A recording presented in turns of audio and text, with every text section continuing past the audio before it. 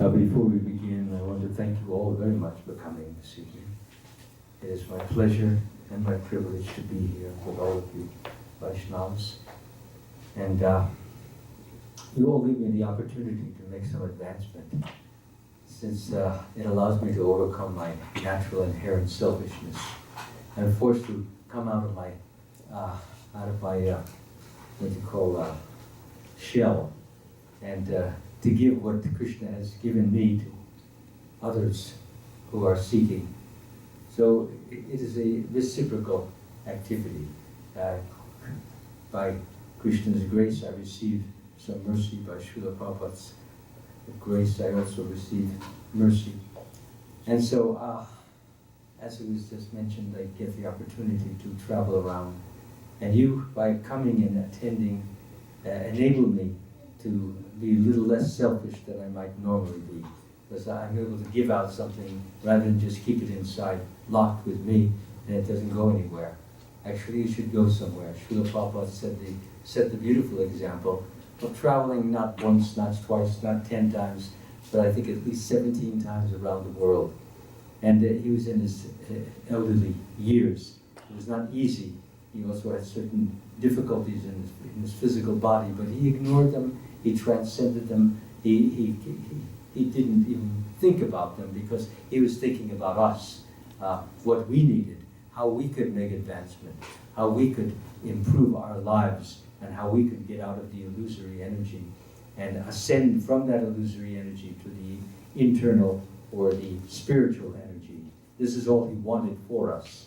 He asked for nothing, he charged for nothing. You could go to his classes whether you were penniless, whether you just had even old tattered clothes on, and many did in the early days. In those early days, many even were living on the streets. But Prabhupada never cared about what you looked like. It's rather he wanted to generate within all who came a sincere desire and love for Krishna.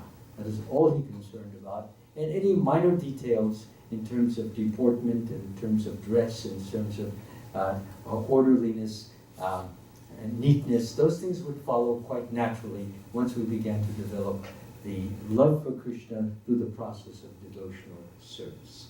So this is, again, I thank you all very much, and I hope by Krishna's grace I will be able to hold your attention at least for 15 minutes. After that, if you go to sleep, I won't hold it against you. So, if you get 15 minutes, so give me that. So, I'll try to do better, but anything can happen. And I'm very grateful and glad that you're all coming, meeting together. This is the way Vaishnavas advance, how we grow, by sharing with each other what we have received and giving to all of each other, so that we can all feel like a big Vaishnava club. That's basically what it is. It's a club of persons who are trying to love God more and more, and each of us are impacting upon one another and enabling us one another to achieve this lofty, glorious goal. So without any further ado, again, my thanks to all of you, and especially to Sacramento Bhakti, who is so wonderful, and so many emails he wrote to make sure that everything was set up very nicely, and I can't thank you enough. And then, of course, my hosts, Bharat Prabhu. I like, whenever I hear your name, I always think of Bharat Maharaj. so I can't help it, so forgive me if I call you Bharat Maharaj, because one day you will be Maharaj, if you're not already. So, Bharat Prabhu and his gracious, best cook in the world, wife, Atmanandini, Mataji, incredible. She's from another planet. That's how her cooking is. Even to prepare the most simple things, it tastes better when somehow she puts it down. And some of the other things which took a little preparation, that was just my breakfast and lunch. Who knows what will happen tonight? But yeah, this Mataji is definitely an outer space cook, definitely from Krishna's kitchen, no question. So I thank you so much, and of course, seeing their children grow up so spiritually minded, and even if the little one makes a little extra noise, If he didn't do that, he wouldn't be normal. So, therefore, I welcome him, and it is again my pleasure to stay with them, and I thank you so much for making this possible for me. So without any further ado, we can all sing together Jaya Radha Madhava prayers. Yes, how many of us know this? Most of us know? Oh, that's great. Give me a moment to just crack my old neck. Okay. You can cut that out of the YouTubes. That's not for public viewing. At least for the whole world. This is private viewing. No, I will keep it.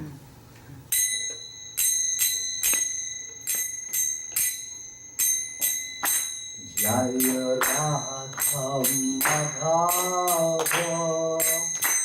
Kunja Vihari. Jaya Radha Madhava Kunja Vihari.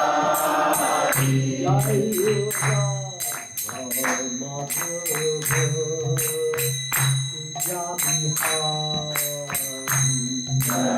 Kunja Vihari. Jaya Radha Madhava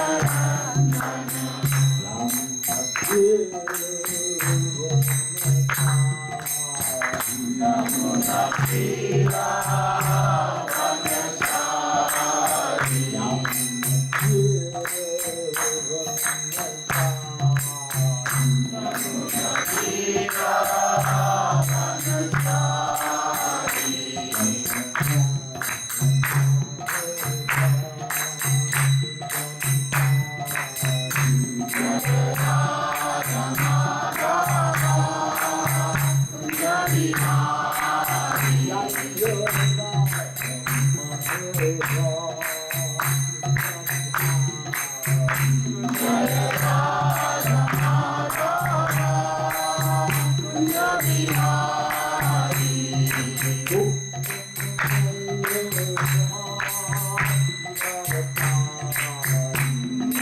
Gopi Jana Vallabha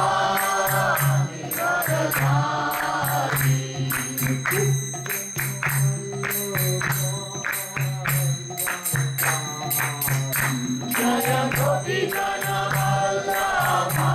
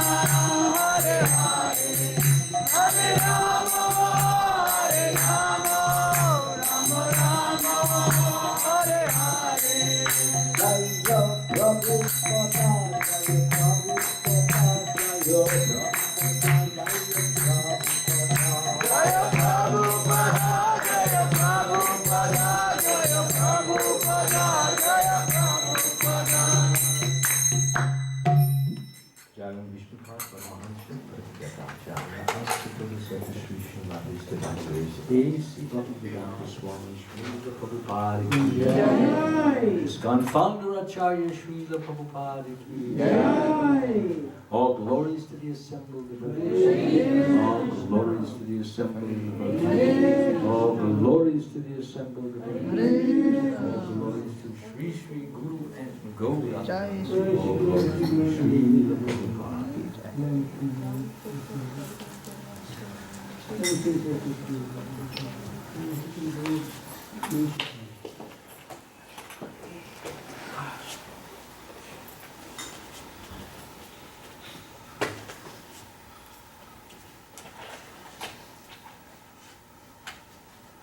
Om Namo Bhagavate Vasudevaya. Om Namo Bhagavate Vasudevaya. Om Namo Bhagavate Vasudevaya. Om Namo Bhagavate Vasudevaya. Om Namo Bhagavate Vasudevaya. Om Namo Bhagavate Vasudevaya. So I've chosen the verse for tonight. 5:21 from the Bhagavad Gita. I'm just wondering, if we have a, what is the first word there, please? Bhaya? Bhaya. Yeah, okay, fine. So that's good. Let me run through the verse. Well, that's all. We have it up there, so we can do it together.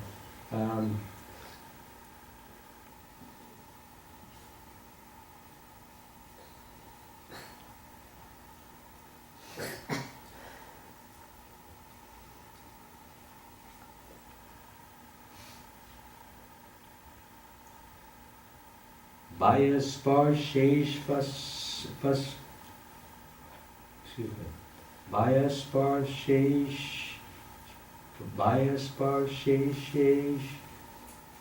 pasaktatmam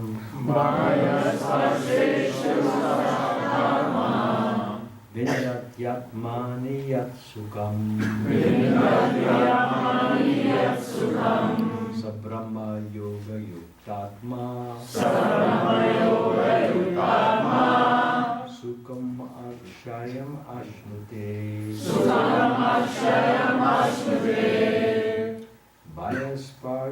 Vayasparshesh Vas Saktatma Vindatyatmani Yat Sukham Sabrahma Yoga Yuktatma Sukham Ashayam Ashnute Vayasparshesh Vasaktatma Vindatyatmani Yat Sukham Sabrahma Yoga Yuktatma Sukham Akshayam Ashnute. Yes, who would like to start? Vayasparseshu asaktatma Vindatyatmani yatsukam Sabrahma yoga yuktatma Sukham akshayam ashnute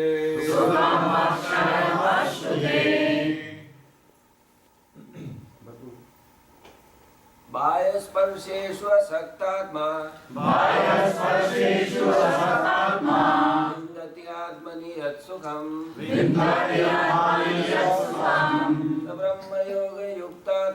Sabrahma yoga yuktatma Sukham akshayam ashnute Vayasparseshu asaktatma Tatmadiyat sukham Sabrahma yoga yuktatma Sukham akshayam asnute Vayasparseshu asaktatma Vindate atmani yat sukham Brahma yoga yuktatma Sukham akshayam asnute Ladies, please. Vayasparseshu asaktatma Vindati atmani yat sukham Sabrahma yoga yuktatma Sukham akshayam ashnute Vayasparseshu ashtatma Vindati atmani yat sukham Sabrahma yoga yuktatma Sukham akshayam ashnute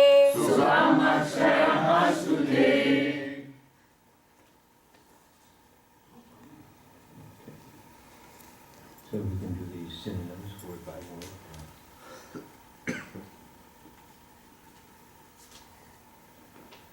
Vayasparseshu in external sense pleasure. Sakta Atma,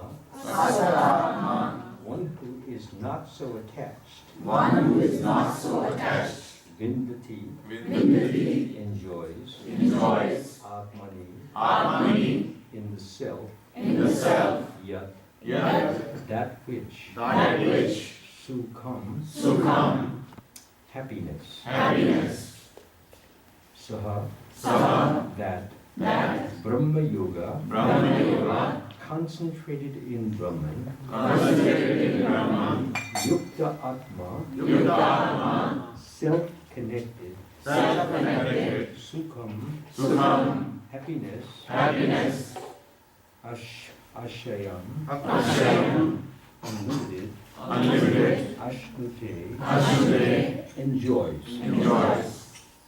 Translation and purport by His Divine Grace, Srila Prabhupada. Translation. Such a liberated person is not attracted to material sense pleasure or external objects, but is always in trance, enjoying the pleasure within. In this way, the self-realized person enjoys unlimited happiness, where he concentrates on the Supreme. Please repeat. Such a liberated person is not attracted to material sense pleasure or external objects, but is always in trance, enjoying the pleasure within. In this way, the self-realized person enjoys unlimited happiness, for he concentrates on the Supreme. Purport. Sri Yamunacharya, a great devotee in Krishna consciousness, said, I'll just read the translation, "Since I have been engaged in the transcendental loving service of Krishna, realizing ever new pleasure in him, whenever I think of sex pleasure, I spit at the thought, and my lips curl up with distaste. A person in Brahma Yoga, or Krishna consciousness, is so absorbed in the loving service of the Lord that he loses his taste for material sense pleasure altogether. The highest pleasure in terms of matter is sex pleasure. The whole world is moving under its spell. And a materialist cannot work at all without this motivation. But a person engaged in Krishna consciousness can work with greater vigor without sex pleasure, which he avoids. That is the test in spiritual realization. Spiritual realization and sex pleasure go ill together. A Krishna conscious person is not attracted to any kind of sense pleasure due to his being a liberated soul. And I might also add, he's not attracted because he has something higher and better, which most people in the world know nothing about. There is material pleasure and there is spiritual pleasure. So a person who has perfected himself or herself in spiritual pleasure knows of another type of pleasure, one which is superior, one which is more intense, and one which is always ongoing. So if you have something better, you can easily give it up.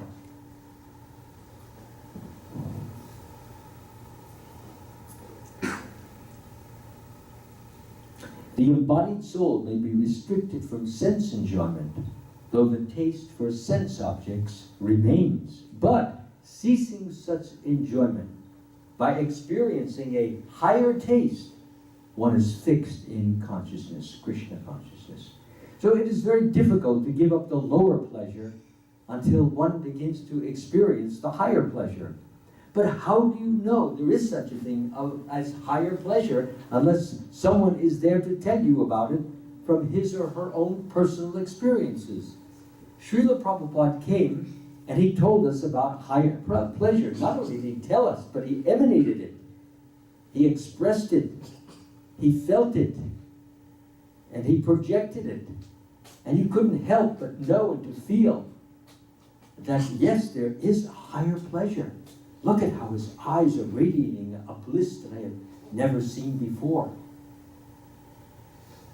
Look how his heart is just so filled with affection and devotion and satisfaction in Krishna consciousness alone. He is completely absorbed in Krishna consciousness. So there is a higher pleasure, and that's really what's being hinted at here, that unless we know about it. So what I'm going to talk tonight about is that particular subject, how to develop and how to maintain this higher pleasure. And I don't mean to imply that I've achieved anything near what Srila Prabhupada has, but he's given me a few graces, and I share them with you. And it would be foolish for me not to say that, because after all, it's for his glory, not to my glory. Grace is a gift, and a gift is something that you didn't earn. So notwithstanding the fact that I made some efforts which were what I would call puny and insignificant, nonetheless, because the Lord recognizes your effort, even if you're bumbling and fumbling, nonetheless, he makes up the difference by giving you a good, glorious, wonderful spiritual master. And that spiritual master is loaded with mercy, and he shares it, and he expresses it, and deliver it to us.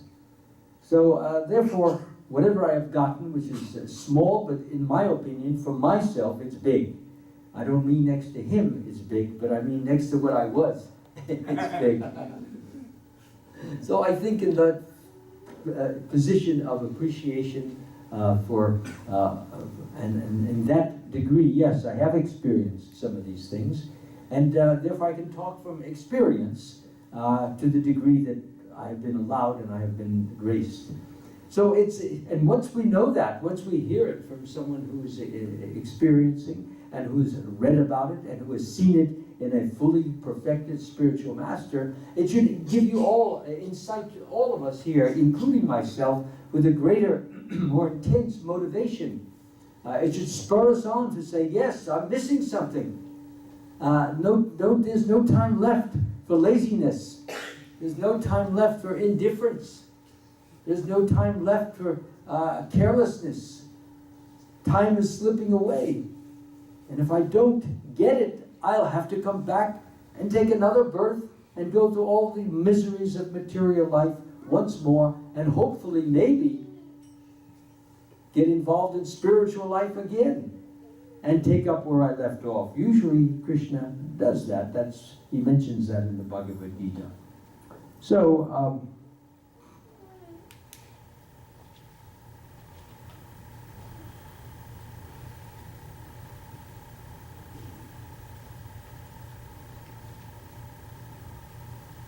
yes. Om Agyanati Marandasya Gananjana Shavakaya Chakshur Unmalitam Yena Tasmai Shri Gurave Namaha. I was born in the darkness of ignorance, and my spiritual master opened my eyes with the torchlight of knowledge. I offer my humble obeisances unto his lotus feet. And I pray that he will guide me and grace me, that I may say something which will be beneficial and helpful for all of us here, and that after this talk is over, we will all feel a greater debt to Srila Prabhupada and Lord Sri Krishna and Srimati Radharani, and that we should know and understand that how much they love us, and knowing that love is there, we should be fired up to give more of ourselves to Krishna consciousness, become even more sincere than we are, more serious than we are, more dedicated than we are. And that will give us more spiritual advancement through that attitude, through that understanding. And wherever you go, to whomever you speak, they will sense that. It's not something, I mean, yes, if you want, you can hide it. But sometimes great sages, they do that. They hide it because they don't want to be bothered with sometimes fools coming over and just asking stupid questions. You know, how come you're blazing with light? Where does that come from? You have a searchlight in your head or something? So they don't want to hear this type of thing. So sometimes, like we have the wonderful story of Bharat Maharaja, he acted like an abject idiot. He had his previous 2 births back, he fell in love with a little fawn, a deer, a little baby deer, and he treated it like his own son. And when he died, he fell down, and the deer was looking into his eyes. And he saw the deer was the last. He didn't just see it, but he loved it. He wanted to stay with it. He wanted to be with it. And consequently, that was his last thought. Whoever at the end of his life Whoever at the end of his life quits his body, remembering me alone, at once attains my nature, says Krishna. Whatever state of being one remembers when he quits his body, that state he will attain without fail.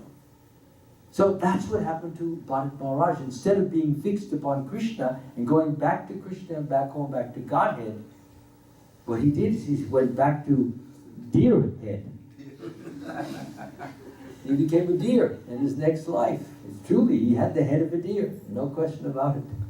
So he became a deer, but interestingly, although he was a deer, because he had achieved a very high level, high degree of Krishna consciousness, there are 9 stages, and he had already achieved the 8th stage. The 8th stage is called Bhava. Bhava meaning he already was in deep ecstasy. He was already tasting and experiencing the presence of the Lord. He was one step away from Krishna Prema. And it shows you, even when you get to that state of bhava, you can be diverted, you can be distracted. And all because he had one little flaw, one little failing. And that was, he had not renounced the pleasure of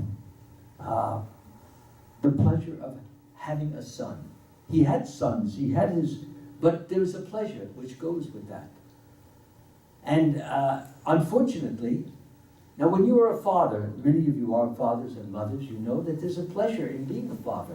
You raise your children, you hug them, you teach them, you guide them, you direct them, you play with them. There's a pleasure there, no doubt about it. It helps the child to grow, and it helps you to understand the child. And it creates a bond, a rapport between father and daughter and father and son. So therefore that pleasure was there. And he had given up his family, he had given up his children, he had given up everything, and he was alone and high up in the Himalayas. And he was experiencing ecstasy. Nonetheless, that weakness was there. And when he saw that little fawn, which he rescued from the water because his mother was pregnant and was being chased by a lion, and she jumped over that stream, and she dropped the fawn, and Bharat Maharaj, he saw the little fawn traveling down the stream, so he, out of compassion, you have sensitivity, you feel love for all beings, you feel a connection with all beings. He wasn't going to let the poor little deer drown, so he ran after it, and he went into the water, splashing here, and he picked it up and took it and petted it, and then found some grass for it. So the deer got very affectionate to Bharat Maharaj and started licking him, rubbing his nose and his little antlers that were growing. He was going like this, and Bharat was scratching his back. He was getting back into household life. He was calling it my son. Truly, you read the Bhagavad, he said, "Oh, my son." And then he was worried. The deer was not around for a few moments. He said, "What's happening? Maybe he's alone and some tiger will get it, or some panther, or some wolf will get it. I have to go look." So he would break his meditation and start walking, running here and there. "Where are you? Where are you?" Like a madman. And finally he was saying, "You caused me so much anxiety, you." Like sometimes when the child runs away, you don't know where your kid is, and you start shouting his name, "Gopal! Gopal, where are you?" So finally he says, "I'm here, Father," and it's like 2 blocks away. He's got that high-pitched, squeaky voice, it's down there. So the important point is this, is that he was so attached. And being attached to that deer, little fawn, and they're beautiful. Now, as a father or mother, you feel protective. It gives you a sense of satisfaction that you're protecting someone who's helpless, who's weak, who can't do anything for himself. And who's looking at you and licking your nose. So what can you do but love it? Can you help? Of course not. So that was his fall down. Sometimes people ask me, well, what should he have done? He was doing the charitable thing. After a few days, he could have taken the little fawn and taken it back into the forest. There are plenty of deer all over the place. Plenty of deer mothers too. And leave it with the deer community. He knew his business was to go to God, to go to Krishna. Not that he should fall in love and become so absorbed and get deer consciousness. Which resulted in him becoming a deer in the next life. So at that point, he was not very dear to Krishna. Not at all. Krishna was a little surprised. He had discrimination, but he wasn't using it, which is really a lesson for all of us. We should never think we're so great, so glorious, so wonderful. I know so many verses. I know so many chants. I'm experiencing already so much ecstasy. Therefore, I don't have to worry about anything. I'm not attached to anyone and anything in this world. I'm free. I'm liberated. I'm ready to go back home, back to Godhead. Come and take me, Krishna. This pride will never do. And believe me, Krishna will not take you back at all. He'll put you down into Patala or Sutala or one of those lower planets. That is the result of pride and arrogance and vanity. No, he wants us to be humble, not because he needs our humility, but it's for us. And to be properly situated, we have to be understanding that Krishna is great, Krishna is glorious, Krishna is wonderful, and I'm nothing compared to him. I'm insignificant, I'm worthless, I'm inconsiderable, I have no standing whatsoever, and whatever standing anyone has given me, it has come as a result of Krishna's mercy. And therefore I am just a bundle of his mercy and nothing more. And anything good in me that people feel, it comes from here.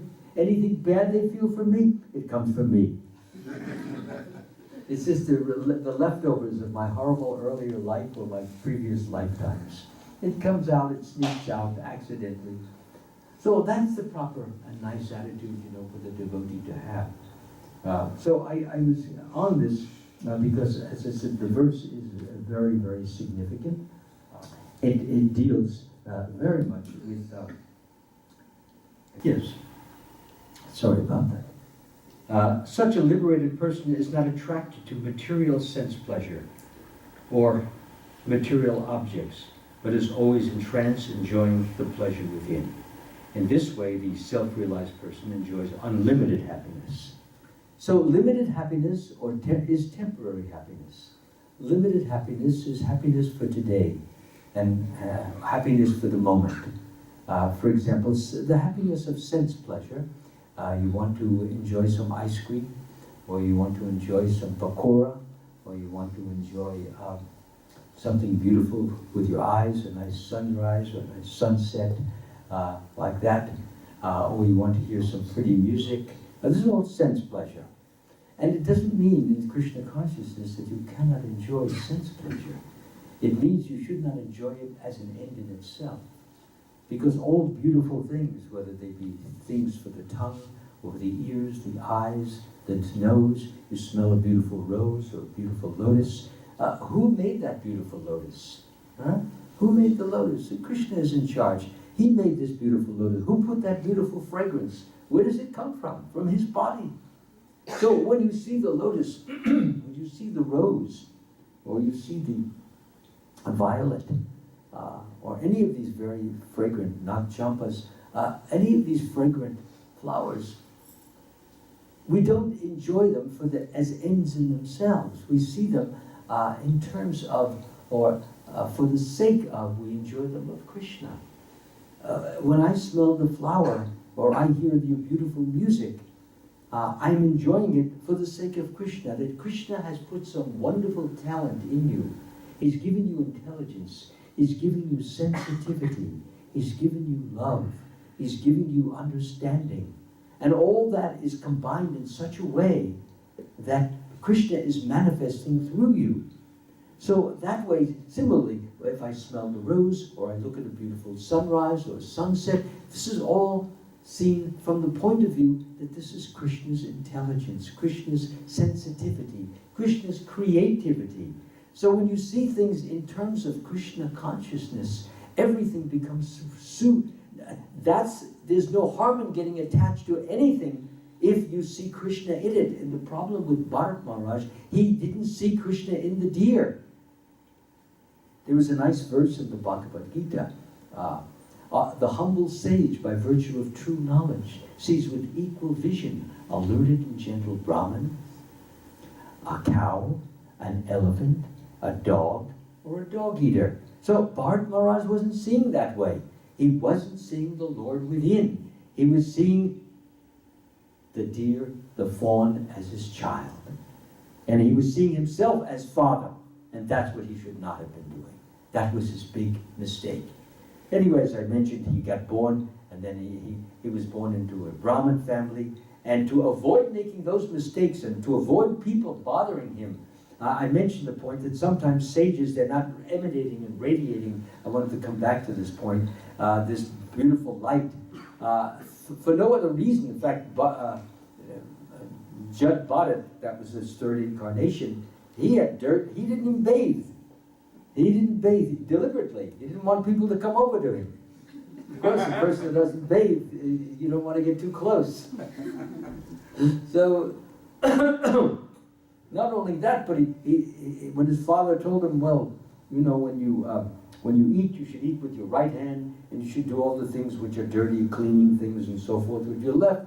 So he acted like he was a moron. He did everything reverse. So he ate with his left hand, he did all the dirty things with his right hand. And his father wanted him to become a good Brahmin, but it looked like it was hopeless. And that's exactly the way Bharat Maharaj wanted it to be. Why? Because he wanted to be absorbed in Krishna. He wanted to think of Krishna. And when nobody wants to have anything to deal with you because they think you're a total idiot, total moron, then you're free.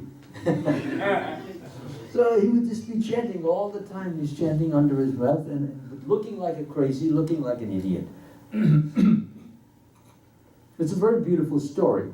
Ultimately, he reached his supreme goal, and he wanted to be sure that he never fell into the trap that he fell into 2 lives ago. He learned his lesson, and he didn't remember. And one of the things is when you get to a high stage of advancement, you can remember your past lives and the mistakes you may have made in it that brought you to this life. So he remembered that he had got attached to the deer, and he knew that, and now he was in a Brahmin family. He didn't want to get attached to all the rituals and the rites and the ceremonies and the samskaras and all that kind of stuff. He was those things are okay. They have their place. I don't want to mislead you. Otherwise, they wouldn't have been given. They help in the purificatory process of growing up. But for Bharat Maharaj, he was already well grown up. He didn't need that. He didn't want to think about that. All he wanted to think about is, this body, it's going to end one day. I will not have it. And let me make the best use of this body by simply and only remembering Krishna, praising Krishna, glorifying Krishna, honoring Krishna, never forgetting Krishna. And he had a very wonderful experience, Prabhu's. Some thieves, they came to him. And they were looking at the chief of the thieves. What was going on was that he wanted to have a son. So in order to have a son, he wanted to make an offering, which is not even in the scriptures, offering to Kali of a human being. You cut the head off and then the blood, and then she drinks the blood and so forth. You get a son, supposedly.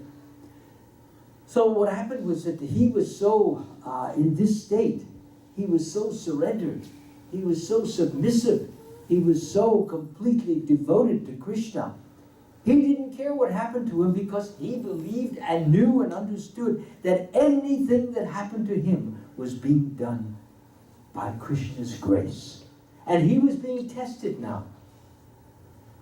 And he was strong, very powerful. He could have fought. So what happened, I'm going ahead of the story. So anyway, what happens is they were looking for someone. They found somebody who looked like half animal, half man. They figured they would offer him in the sacrifice, and he escaped. So then they looked for somebody else, and they found Bharat Maharaj. He didn't resist. So they bathed him up. They bathed him. They put fresh clothes on him. They put him on the altar, and he just accepted it in his heart, in his mind. He was thinking one thing: if that's what you want to do, oh my Lord, you want to kill me, then kill me. You want to save me, then save me. I don't care what you want to do, because anything you want to do is good. It can't be bad. From a material point of view, from a sensual point of view, yes, it's bad. I'm going to lose my life and I won't have any sense gratification, I won't have any intellectual gratification, I won't have any mental gratification. I'm going to lose my wonderful life of sense pleasure. He didn't think like that. He was already in another... Sometimes people think they necessarily have to go to the spiritual world. Prabhupada mentioned this so many times. I love Vrindavan, but wherever I am, I'm in Vrindavan. He mentioned like that many times. What does that mean? He's in Krishna consciousness. He's remembering the same Krishna in New York, the same Krishna in California, the same Krishna in Russia, the same Krishna in Italy, the same Krishna in France, and the same Krishna that's in Vrindavan. Of course, Vrindavan has some very special vibes. How many of us have been to Vrindavan before? Oh, most of you know what I'm talking about then. Krishna left his bhava vibration. That's a vibration which enables us to remember him easily and want to associate with him deeply and strongly. So it's quite natural for us to like India. That's why, how did Prabhupada say it? That Vrindavan is my home? Is that what it said? And what did it say? My office is in Bombay. What is it? My office is on Bombay, and there was a third And I worship Mayapur. Lord Chaitanya in Mayapur. What was it in Mayapur? Mayapur, that's where I worship. It's Lord Chaitanya Mahaprabhu. His worship? Yeah. Yeah. But he was in Krishna consciousness, and that's what we need to be always striving for. I see sometimes devotees, they're always worried, I'm not feeling higher consciousness. I got to run to India, Your problem is not running to India. Your problem is that you're not expressing and feeling enough appreciation for Krishna right here. And I want to talk a little about that because that's so important. This verse deals with coming to a higher and higher level of consciousness. It's mentioned that over here that a person is not attracted to material sense pleasure or to external objects, but is always in trance, enjoying the pleasure within. Well, how do we get to that state? Some of us may be wondering. That's a very high state. When one enters in deeper and deeper, it comes from loving Krishna. So sometimes people mention to me, well, I don't feel any love for Krishna. That's why I have to go to India to feel some love for Krishna. Are you sure it is love for Krishna? Or maybe it's just the love of just being with the hundreds or thousands of persons who are shouting, Jai, Jai, Jai, and you're mistaking that for love. That has nothing to do with love. That's good to express your love, and the thousands are doing that, but don't mistake that for love of Krishna, and you get swept up in the wave of everyone saying, Jai, Krishna, Krishna. This can be a little bit hallucinatory. I'm serious. You're thinking I'm already ready. I have 1.5 feet in the spiritual world because there's so much Jai Jai going around, and everybody is jumping up and down and screaming and yelling.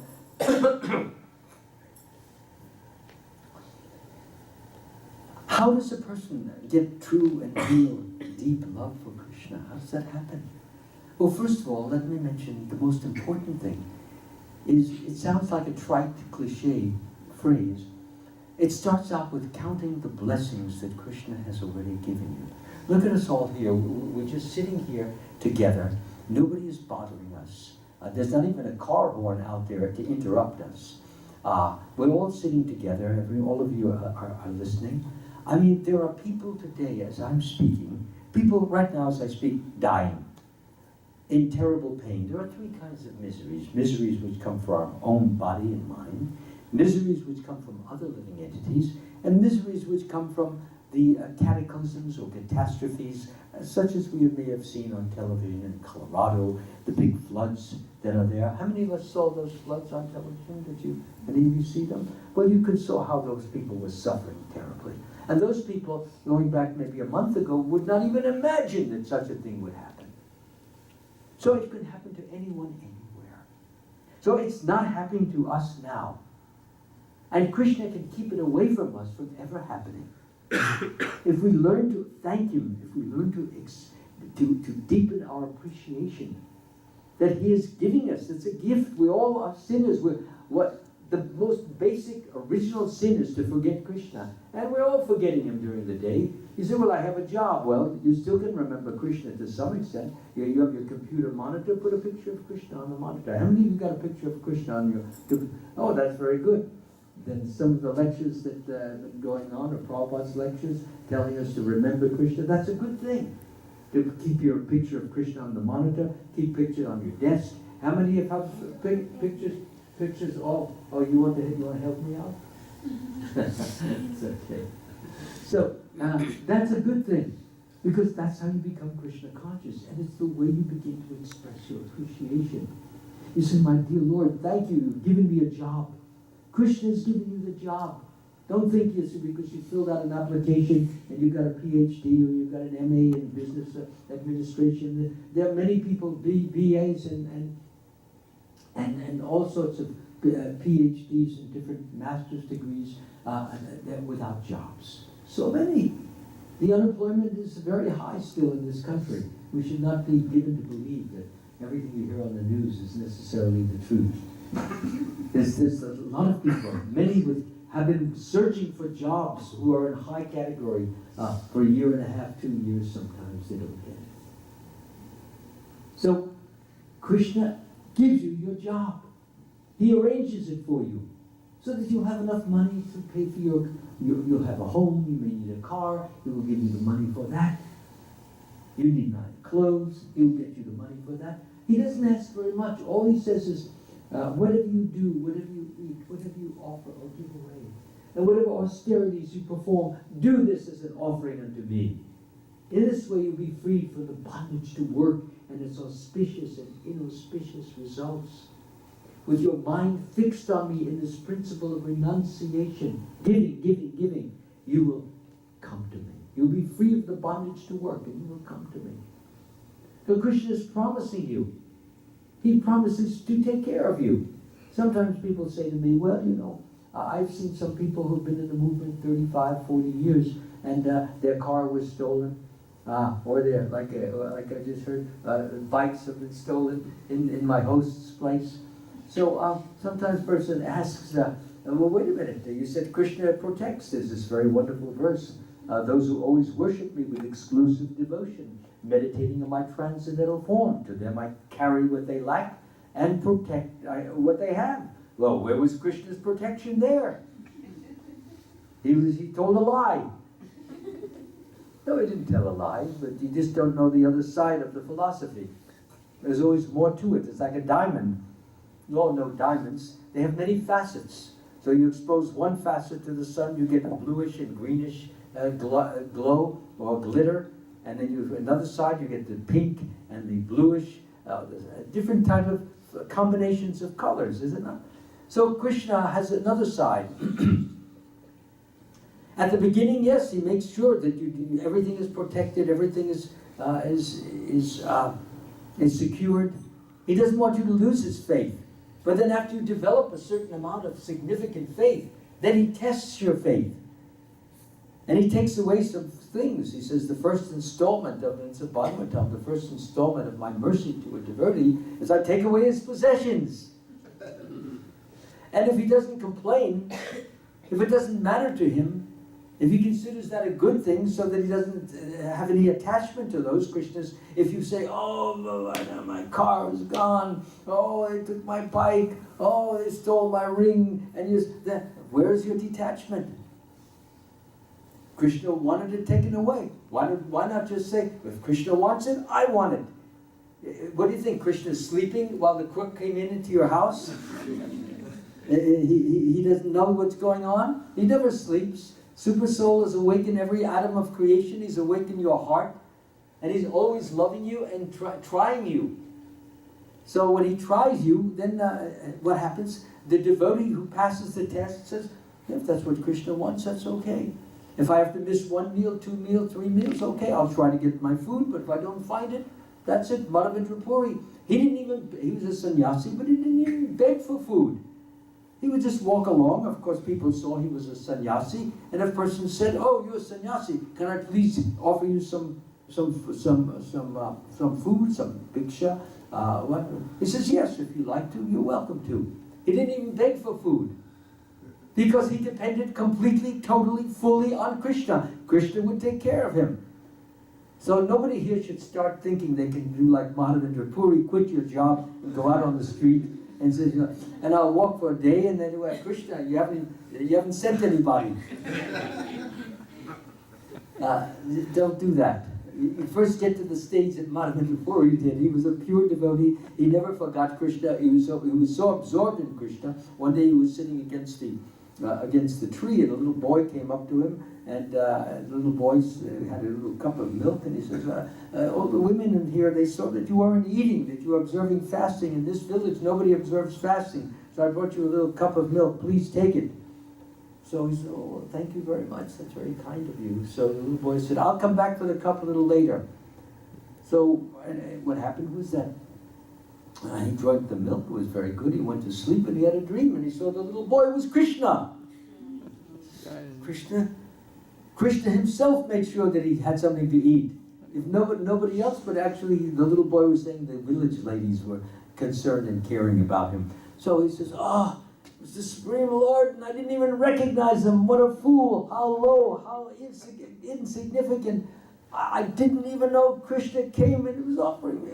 He was just... And so then Krishna came again to him, and this is more story. The point is this, is that Krishna took care of him.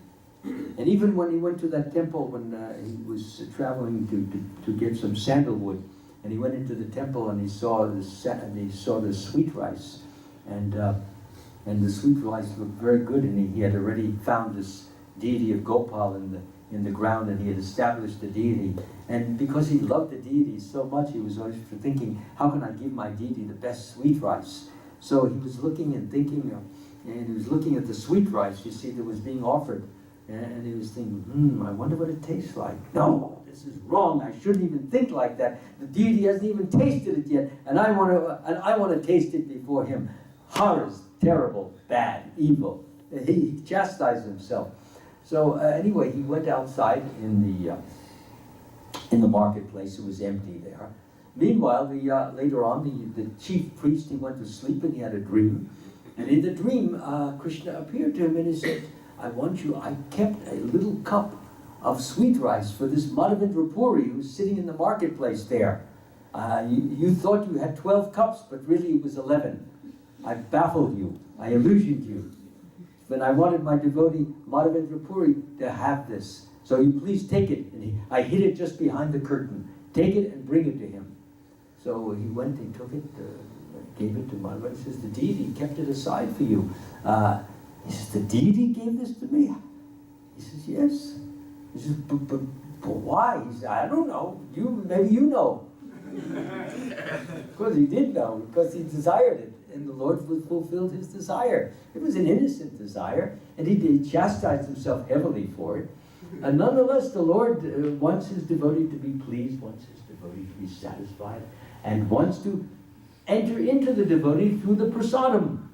And that's the way the Lord is. So Madhavendra Puri, he drank the sweet rice, but he kept the little clay cup, and he broke it into many fine pieces, and kept it in a small piece of cloth.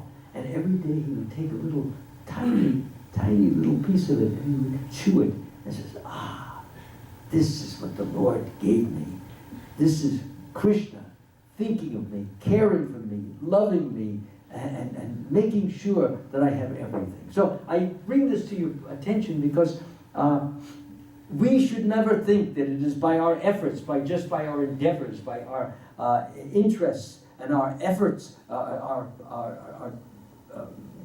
efforts to achieve things. You have a job, then you have a job, and you have some money, and you go to the supermarket, and I buy this, and I buy that, and I cook it. Well, where's Krishna? That's not the way the song goes. The song goes is that Krishna got you the job, that Krishna paid you, he made the money, because there are some countries, they're out of money.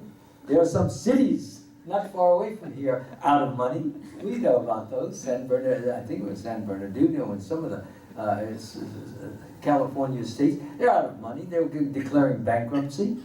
Krishna is the one, he supplies, or he can take it away. places which are out of money, then they have to go begging, they have looking, borrowing, so forth.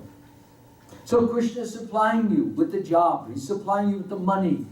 Never think that because I'm so intelligent, I got this money. As I've already said, there are dozens of PhDs looking for a job now.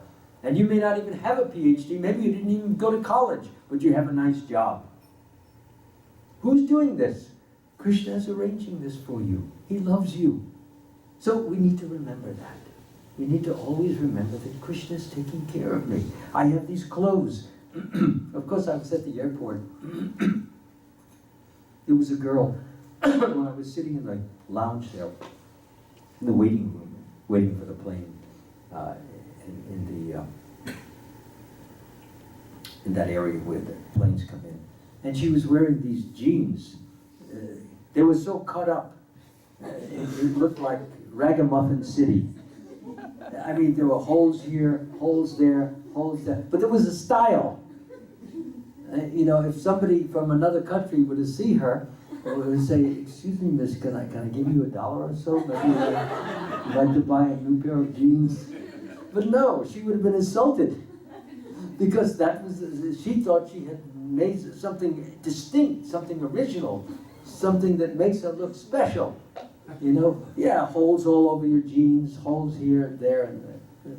Anyway, the point is this, is that I brought out this point, is that there are people who actually have clothes just like that, not because it's stylish, but because they don't have any money. There are people who don't even have homes. In India, you go in Calcutta, you see people living in baskets. You go downtown Los Angeles, 7th Street, 6th Street, people are fighting over big refrigerator cartons. Who's going to sleep in it that night? It's a fact, it's pathetic. And maybe you consigned it, you don't get a refrigerator box, you have to get it settled for a TV box. So, it's funny, but it's pathetic. Pathetic because we have so much, and we need to thank the Lord for it. For our nice clothes that we have. It's for our ability to speak. I know some people that can hardly speak. They stutter. Well, of course, if it's higher ecstasy, that's okay. Like Lord Chaitanya, when he was in ecstasy at the Jagannath festival, he went, he couldn't speak because he was choked up with ecstasy. If you have that, good, no problem there. But if you just you can't speak, you lift like this, it's like a few strikes against you. You try to go and get a job, and the person, yes, I'm. If you can speak nicely, you speak slowly, speak precisely and clearly, that's a gift. Thank Krishna for your gift. You have cold water and hot water. In many places, so you've been to India, they just have many places that just have cold water. They don't even know what hot water is. We have running water. They have the pumps, pump, pump, pump. And then finally you can get so you get a bucket filled and you can pour it in, then you have to pump for another 5 minutes to get the next bucket on you. Running water. You just turn it, and you have so much to be thankful for. And it makes life so easy. And what do we do with the extra time? Watch American Idol? Or America Has Got Talent? Is this how we want to spend it? Please don't. Please spare yourself. If you want to be a good singer, become a good bhajan singer. Sing for Krishna. Don't sing for all these screaming people out there. They're yelling and screaming and all of this. You may want, no, I don't watch the show, but I sometimes do watch the news. So when I'm turning from channel 2, I usually watch it on channel 9, and I'm turning, I see this 4, and I hear all these people screaming. I figure, has Krishna arrived? But no, it's not Krishna. It's this funky comic whose jokes are so terrible that I immediately turn quickly to get away from them. The point is this, is that we have been given everything. So much nectar, so much mercy, so much love, so much kindness, so much sweetness. So when Krishna tests your appreciation, he'll take something away from you. Be prepared and be ready. You have some nice, beautiful saris, nice dhotis, all of these things. They all come from Krishna. Your job is from Krishna. The paycheck is from Krishna. And if you got a raise that's coming from Krishna, he sees that you're going to need some more. The guy who's the landlord is going to raise your rent in 4 months. He sees it, so you can make sure you get a raise so you can pay that extra raise. Nothing is coming out of the blue, by accident, by random. It's coming out of love for Krishna. So why am I talking about this? I'm talking about it so that we can all cultivate and develop and harbor and cherish this love for Krishna. I'm giving you reasons, I'm giving you motivation, so that when you wake up tomorrow morning and you start to pray, spend at least 10-15 minutes saying, my Lord, here I am. The ceiling hasn't fallen in. Thank you, my Lord. I still have hot water, and it's going to, I turn it on. See, it turns on. It's hot, and it's cold, and it's lukewarm. Thank you, my Lord. So many people don't have that. Look at these hands. I can use them to turn things. Sometimes you have to, a simple thing like turning a bottle cap. You know, you have to turn like a jar, the top of it, and you get a little arthritis in your fingers. You can't do anything. Your hand, or you get some disease like Parkinson's. You start to shake and shiver like this. This is Linda Ronstadt, I think. She got Parkinson's disease. I saw in the news. This woman had so many. She had Grammys. She had all kinds of music awards. Her voice was, you said the name Linda, everybody said Ronstadt. They all knew who she was. She was on what they call billboards. She was up on the top. Her albums were #1 sellers. And now what has happened? This is educational. Her hands, of course, are shaking, but she cannot sing. And she's only about, I don't know, 56, 64, something in that. She's lost her voice. This was a voice, was like an angel's voice. She was the top. She could sing country western, she could sing rock and roll, she could sing anything, and her voice was just like an angel's voice. But what happened was that she, like all of us, think it's going to go on forever. Don't believe it. Don't think it. Consider that today may you be your last day. As I speak now, somebody who thought he was going to live another 50 years has just died. Not somebody, many bodies. They're dying this moment. So don't be so sure, so complacent, so self-satisfied that, yes, I'm going to... people tell me, because I'm in my 80s, now early 80s, you're going to live for 100, 120. Who says? Did you hear that from Krishna, or did you make that up? Well, it looks like it. Nothing don't go by looks. Looks don't mean anything. I can die in the next 5 seconds. Krishna's in charge, not your speculations. So please don't feed me those speculations so that I can become the way you are about time, just wasting it and wasting it and wasting it, till one day you just die and say, oh, I wasted 20 years. I remember Prabhupada said, don't waste a moment, but I wasted because I thought I had still another 20. Don't be like that. Don't allow that to happen. Don't be like a mischievous child. Utilize this body and get out finally. Use it. Perform devotional service. Count your blessings. You should cry when you count your blessings, because so many people don't have those blessings. So many, I've mentioned a number of them. I could go on for the night. Spend 5 minutes every morning to Krishna. My Lord, you're so kind to me. I have these hands, as I already talked, arthritic hands. Or so many, even devotees getting diabetes because they're eating too many starches in their body, too much sugar in their body. Try to become a little more controlled. Do it for Krishna. Sometimes people say, yeah, but I'm so habituated. I gotta have my halwa. How can I live my sweet rice? How? Well, if you consider your body to be Krishna, his property, the question is do you want to make a good use of his property so you can do some service for it? You have to just think about this. I don't want to run anybody into a guilt trip. Nobody should have that. If you want to eat and you can't help it, well then so be it. But we all have a certain amount of will, and I've already mentioned that this body is Krishna's. I remember Sanatana Goswami, he wanted to commit suicide. And Krishna and Lord Chaitanya, he knew that. And he wanted to throw himself in front of the Jagannath cart because he had all these itchies. He had these itchings. He was traveling through the jungle and he got bitten by a few different insects. And so he was itching all over and there was pus coming out. And then Lord Chaitanya, to boot, embraced him. He says, no, please don't embrace me. I'm filthy. He says, filthy. You are among the purest of the pure in this world. He says, I don't know what you're talking about. He couldn't figure it out what he's talking. Because Lord Chaitanya is seeing the heart, not this thing which comes and goes and comes and goes and comes and goes.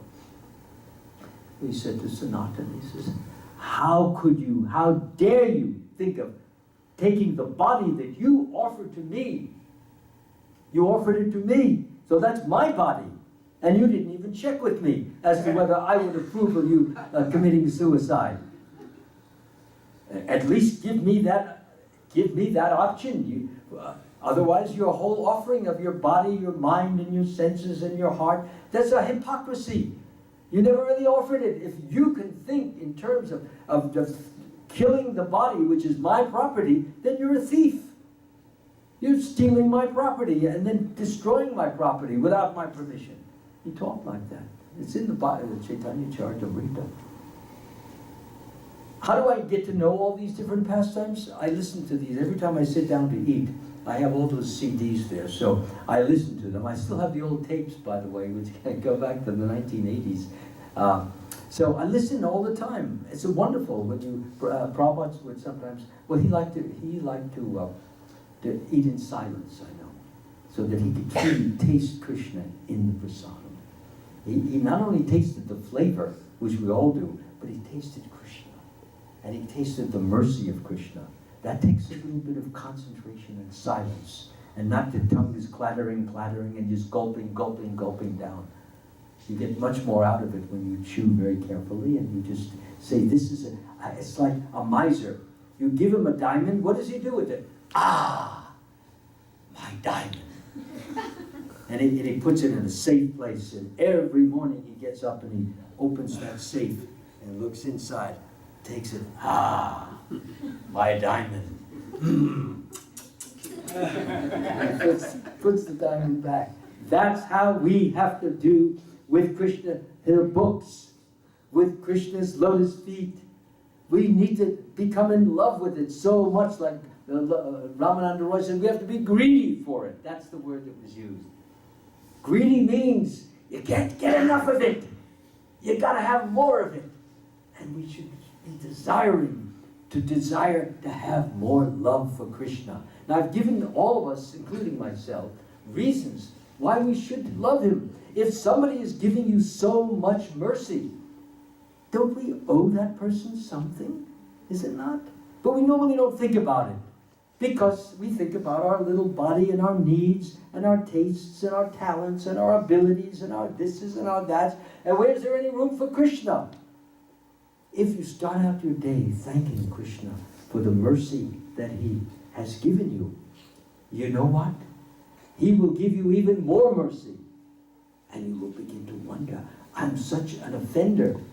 Here I have gone through life hardly even thinking and thanking him, and yet he's still giving me so much mercy. This Krishna is beyond my ability to even fractionally understand. He gives so much mercy, and I don't deserve it. I could never do that. No matter how much I would give, it would not even be a fraction of what Krishna is giving to me. So I owe him. I'm in debt to him.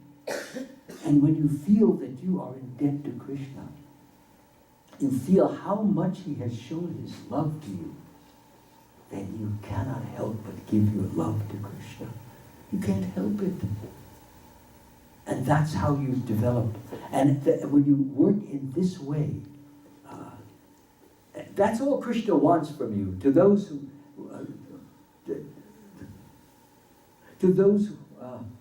there's just a verse, I want to quote this.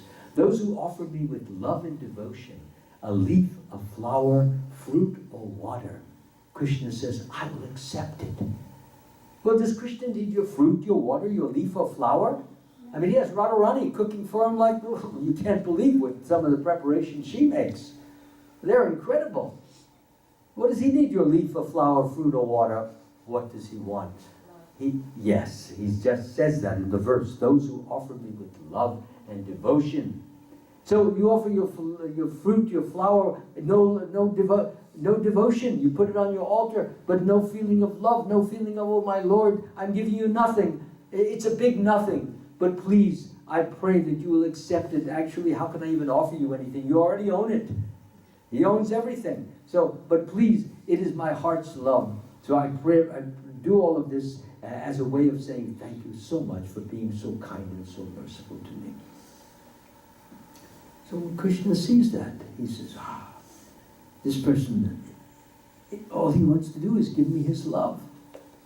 If you remember in the Bhagavatam, there were these Brahmins who were doing a ceremony. They were doing a sacrificial ceremony, and Krishna was in the cowherd boys. He was a little distance away, and so one day they said that they were hungry.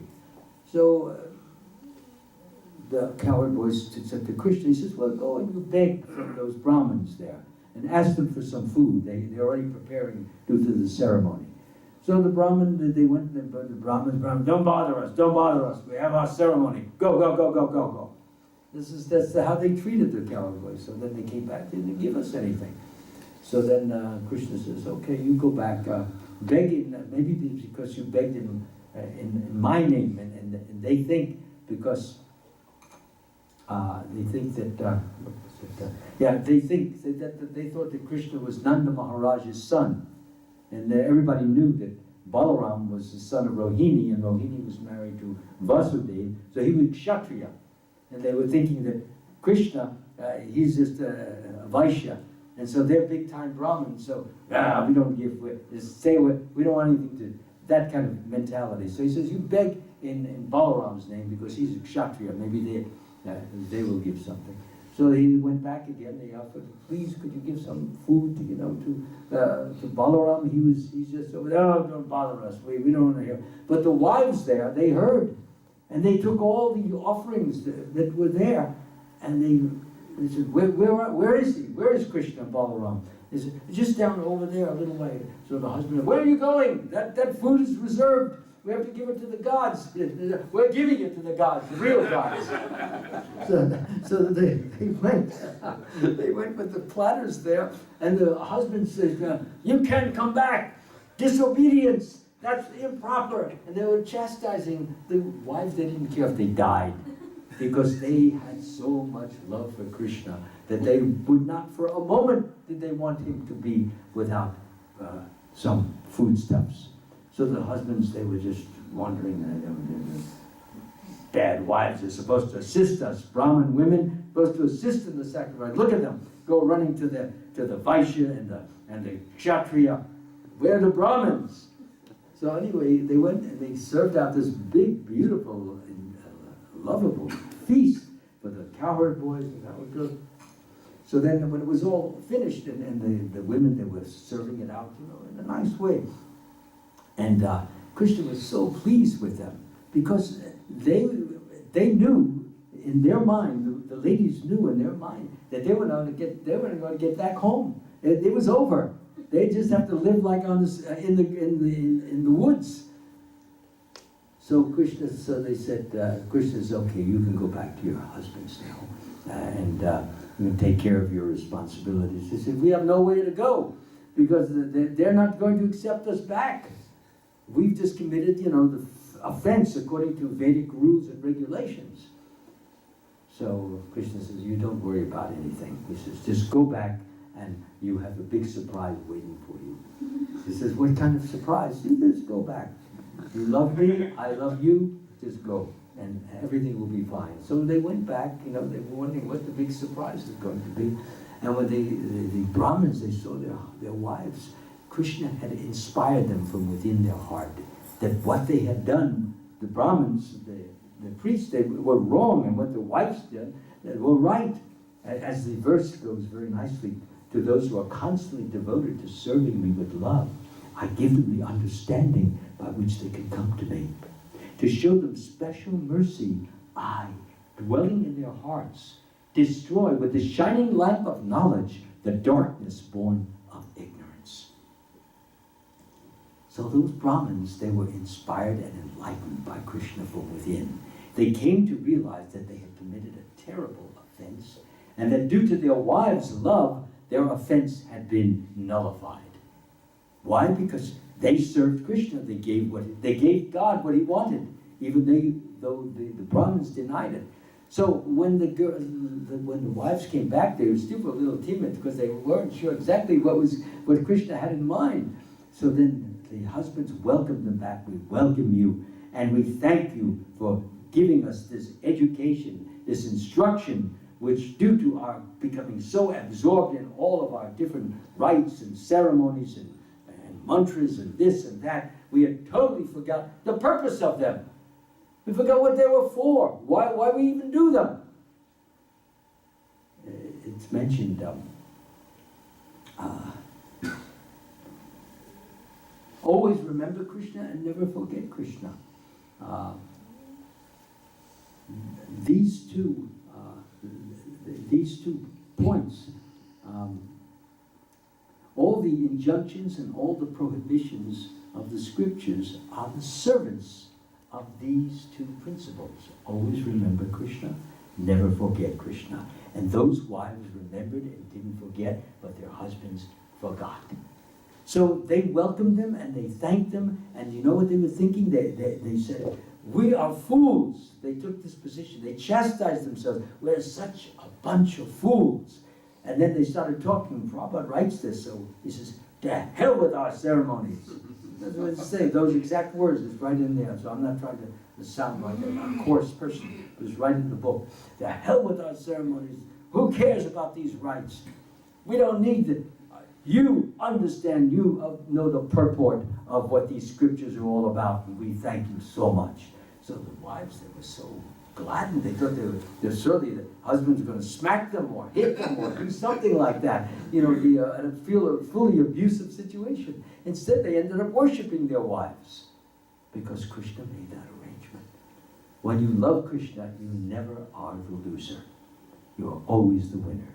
So again, coming back to this wonderful verse, that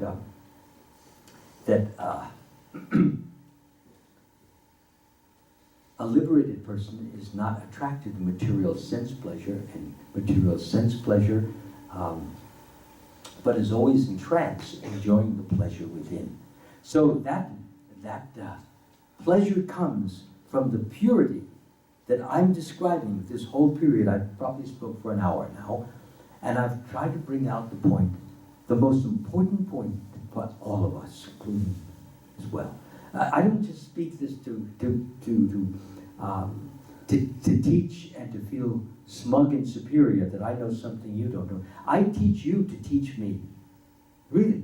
As I speak it, I don't always know what's going to come out. Most of the time, I have no idea. Now, after I finish my talks, I don't even know what I talked about. So sometimes people remind me, say, well, you said this and said that. And I feel, did I said that?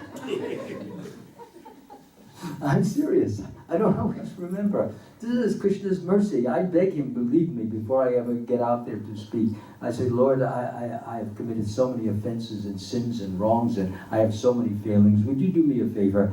Give these people a break. Give them a break and speak something nice to them, because they deserve it. They're your devotees. So if I say something nice, that's Krishna's business. If I say something wrong and I rub you the wrong way, you can blame me. It's a lack of my devotion. So the important point is that is through this process of learning to love Krishna. And as I said, if you listen to some of these CDs, like Bart was telling me, he keeps 4 or 5 of them in the car. So you just turn it on, and you will hear this Chaitanya Charitamrita, there's Srimad Bhagavatam, you can hear the Nectar of Devotion. I've recorded all of Srila Prabhupada's books in a studio, professional studio, and I have professional broadcasting experience, so I did it the way Krishna guided me to do it. That was my engagement, and I'm so grateful that he allowed me to do this, because every time you listen to it, I get some benefit. So I get some benefit because otherwise, how will I ever go back to Godhead except by holding your feet, by you listening. So that way you can listen to these different CDs, and if there's anytime there's a money problem, you can always go on Mayapur.tv. You can hear the Bhagavatam free there. I have a station. Or you can go on Prabhupada Vani. You can go there. You can hear Bhagavatam 1 month. See Chaitanya Charitamrita another one free. Nobody should be denied because they're not. You don't have enough funds to do it like that. But some of you are doing nicely, then you should treat yourself. Yes, get yourself, you can get the disc. I now put everything on. See if I have one of those things. I now have yeah, I think I have it. Yeah, you'll see when you go to the table at the end of Prasadam, you'll see one of these, it's called a USB. Most of you are computer savvy. It plugs into your USB port, and you'll see that I have on one USB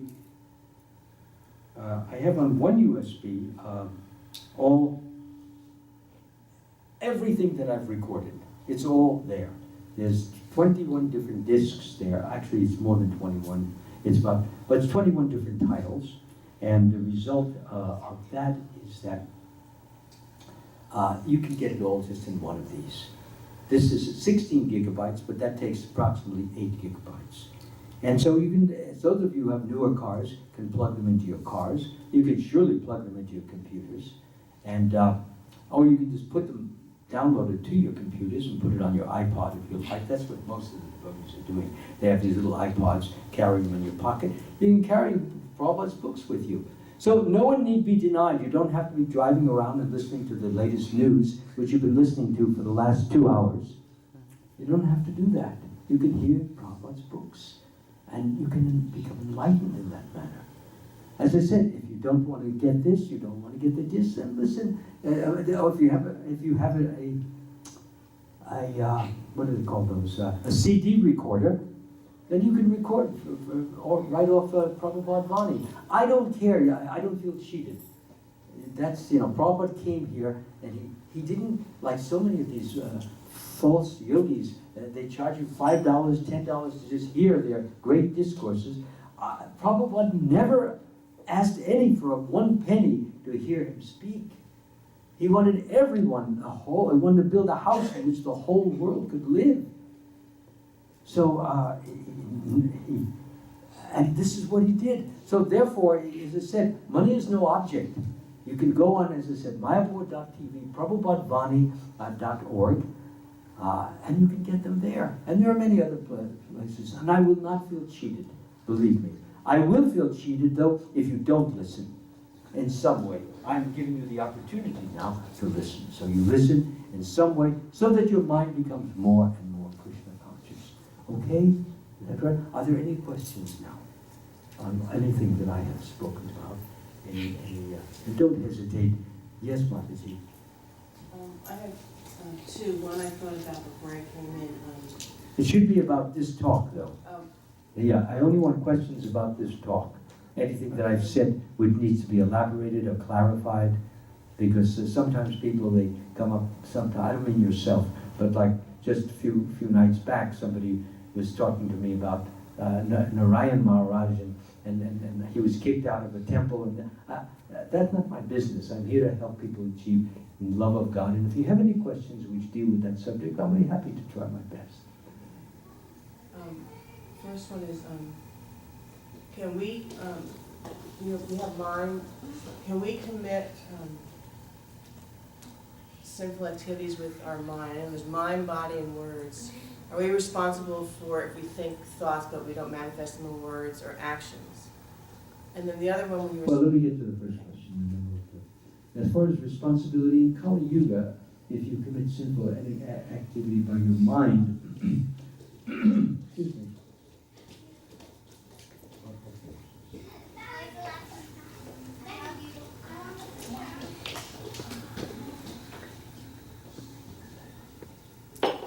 You're not responsible if you commit a sinful activity in your mind, but there's a caveat, a beware.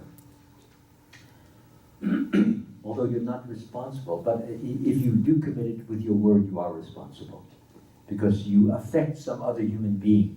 You insult them, you degrade, you deride them, or you speak sarcastically to them, or you speak hostilely, or however it goes, or bitterly towards them. You arouse in them some fear, or you arouse in a person some hatred, or you arouse in a person vengeance. Then you're responsible for that. By word and by deed, certainly you're responsible. But in Kali Yuga, you're not responsible in mind, but here's the thing we should remember. The more you think of some sinful thought, or think of some sinful idea,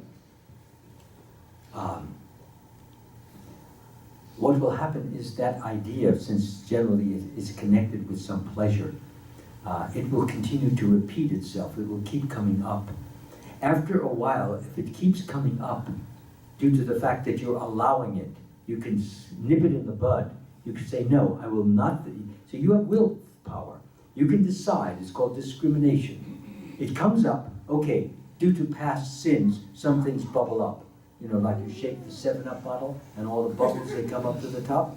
You all know that. So sometimes you see something, a billboard, and it reminds you of something you've done in the past, and it bubbles up a remembrance, a reminder.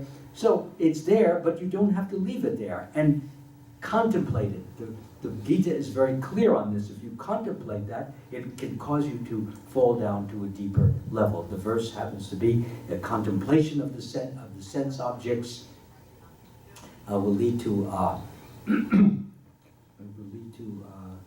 attachment, and attachment will lead to lust for it.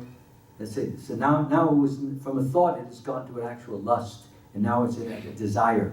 And then one may have some anxiety to get the object, and then one becomes, I should say anger. When you don't get the object that you want, you become angry due to frustration, and then that anger may come. You may express it to some person, then anger comes back, and then one becomes delusive. When he becomes angry, you don't think clearly, you don't think straightly, you don't think logically, you lose your memory of what this is going to lead to, and then you get into some altercation. It could be even physical. People do that. So the idea is, as soon as you see that and you know it's wrong, stop it. End it with the understanding: if I pursue this, if I persist in this, it will grow like a snowball going down a hill. Keeps getting bigger and bigger and bigger, and after a while, it becomes a full-fledged desire. And once it's a full-fledged desire, it connects with the pleasure of the past.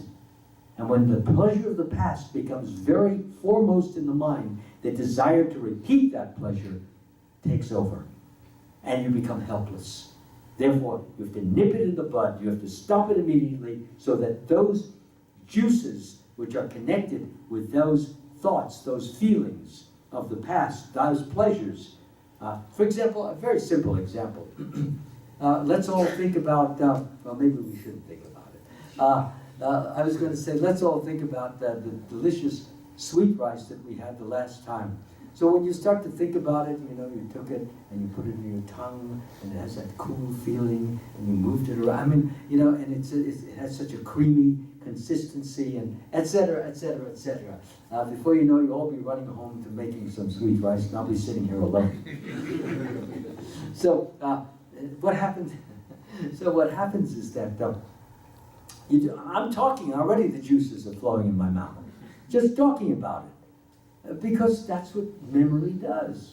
So I think I've answered your question. You don't want to dwell on things of a sinful nature. Now, what's your second question? Where does it say that we're not responsible for the sins in our mind? You'll have to check the database. Prabhupada said it a number of times, right? Confirmed over here. Srila Prabhupada has mentioned this a number of times, that in Kali Yuga, not in the previous yugas, in this yuga, and there's a very nice verse, which is not that verse, but you will appear in the database. Although Kali Yuga is an ocean of faults, there is still one good quality about this age, Simply by chanting the Hare Krishna mantra, one can become free from material bondage and promoted to the spiritual kingdom. You see, the whole point of that is that we should not allow these things to take over our minds. In Dwapara Yuga, the responsibility was much higher, greater, because the spirituality was much greater, especially Krishna was on the planet. Although many people, they didn't recognize him as God, but those who were devotionally inclined did recognize him and did know. So when you're living in an age in which the sinful activities is not as strong as in Kali Yuga, then your responsibility is greater. Similarly, if you're a Brahmin, your responsibility to act in a moral and an ethical way with proper etiquette is much higher than if you were a Shudra, because you're not born with those sensitivities and sensibilities, refinements. You don't have that education. So therefore the demand is not as great on a Shudra as in one on a Brahmin. And that makes a lot of sense, of course, to us. Anyone else have any questions? Yes, Prabhu. I think she may be comparing because in Christianity, Jesus says that if you have committed sin in your mind, then you've already committed adultery or something. Well, in the sense that I just explained it, it will lead to that. That's the, when he says you already committed it, it means it's not going to be long before you actually engage in the actual act. That's what he meant by that. It's not that it is adultery. No, it's not in Kali Yuga. But if you keep going, it will be very, very quick, very soon. I have a question: why Yes, Prabhu. why it's so hard? It is difficult to love Krishna. I mean, Why? when it comes to giving things to our children, we buy them the best, and when it comes to giving Krishna, we may not do that. We may be trying to save money. Yeah, and that pertains very much to our class today. It's difficult simply because I've already pretty much explained for more than a half hour why, because we don't really count the blessing. We don't feel indebted to Krishna. If I come to you, suddenly I would give you like $1,000 bill, and it's a real bill, not a counterfeit. So I give it to you, and you say, well, why are you giving me this? I said, because you're a nice person. I like you. You say, but I didn't do anything to deserve this. It doesn't matter. You're a devotee. So you feel some indebtedness to me. You want to do something for me. Is it not? You get something that you don't deserve, something you didn't work for. At least if you're an upstanding, moral human being, that's the way you would think. So it's only natural to feel some indebtedness when you actually understand how much Krishna has done and is doing for you. That is the real reason. You're too much, not you, but we all are, too much involved with our own body. This child is an extension of our body. We love our bodies so much. Is it not natural that since the child is an extension of the body, that we would love our own body in the form of the child who is going to perpetuate our bodies by his activities, by the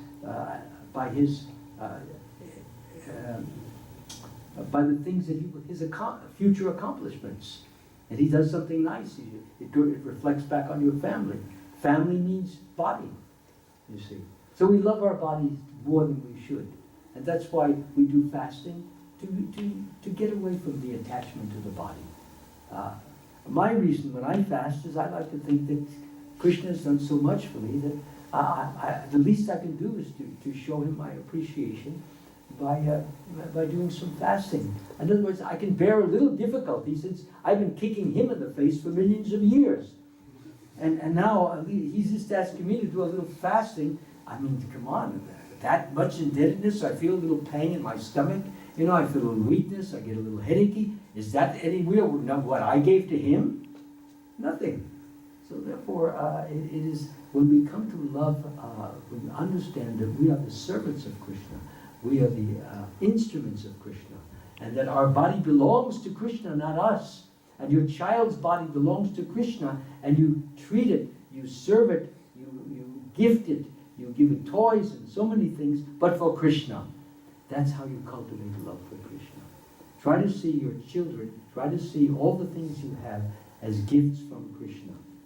And try to disabuse or disassociate yourself from being the idea that I did it. I have a job. I'm intelligent. I did this. I did that. We all do that. We have to get rid of that idea because it destroys us, and it will lead to no love for Krishna, and you will not get his mercy. And when you need that mercy, it will not be there. And it's available to you. That's why I'm here.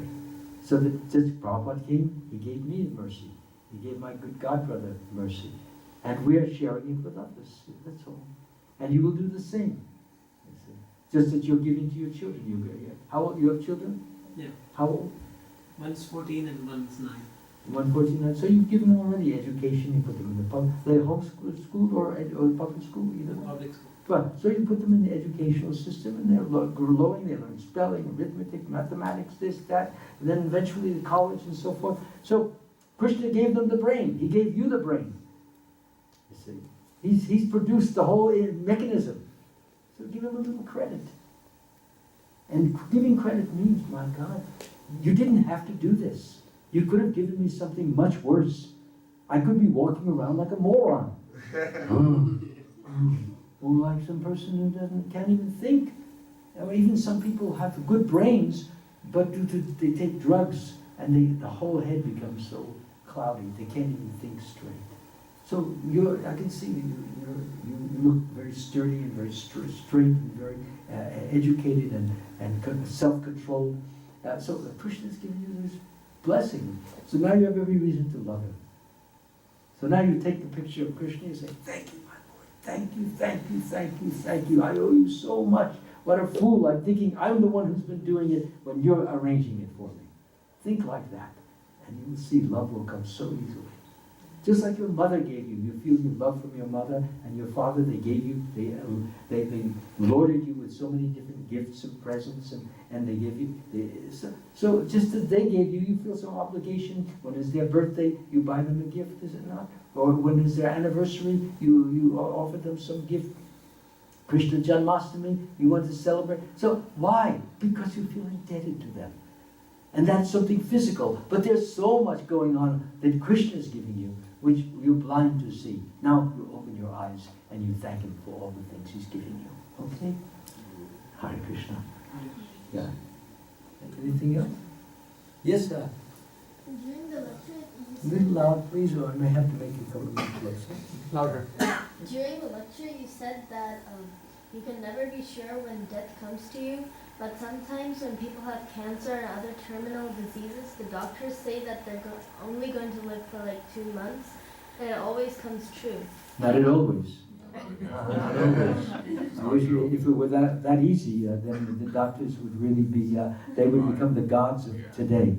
And they are to some extent, but we still have the true supreme God. Let me tell you a little brief story. I have a cousin, maybe she'll watch this. In fact, my cousin Susan, in case she watches this, because you're making the YouTube, I'll tell her to go. Because now my cousin Susan, she had, what do they call it? The different degrees of cancer. What is the third degree? Third stage. Third stage cancer, I believe she had. She also had operations and all that. Complete remission. They thought she was going to die.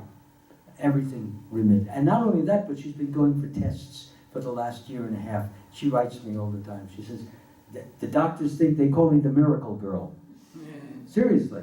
They say, she's the miracle girl. She says, we don't understand it. We can't figure it out. But all we can see is that you're doing something right. Of course, she became a vegetarian also. So she doesn't eat any meat products or anything. So sometimes the doctors are right, according to normal. But sometimes a saint comes in and he simply gets down on his knees. As Krishna tells him to pray, he doesn't really have to, but he gets and he prays for them. So many of these. The whole Catholicism was built on miracles done by all of these different saints. They would just get down and they would pray, and a person would be, they had leprosy sometimes, and they would get cured. Not always, but sometimes according to Krishna's will. But they would just do the prayer and be the instrument of that.